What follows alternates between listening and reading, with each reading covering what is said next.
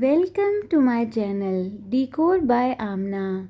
Today I am here with a very useful, unique and beneficial video.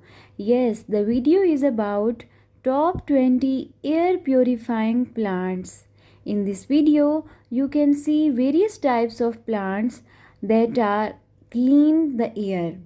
First of all, in this video, you can see spider plant, bird's nest fern plant, erica palm, which also known as bamboo palm or butterfly palm, dragon plant, English ivy, money plant, also known as Pilea, weeping fig, also known as Ficus, snake plant, aloe vera, peace lily, Chrysanthemums, red-edged Dracaena, Philodendron heartleaf, Gerbera Daisy, Chinese Evergreen, broad lady palm, rubber plant, golden pothos, and Boston fern.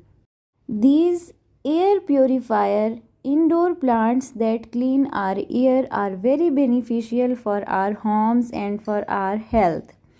They have too many benefits, like they reduce the stress levels, increase positive feelings and reduced feelings of anxiety, anger and sadness, control of humidity, create cooling effect, absorption of carbon dioxide and emission of oxygen, refreshing the air, reduction of sound levels, and many more.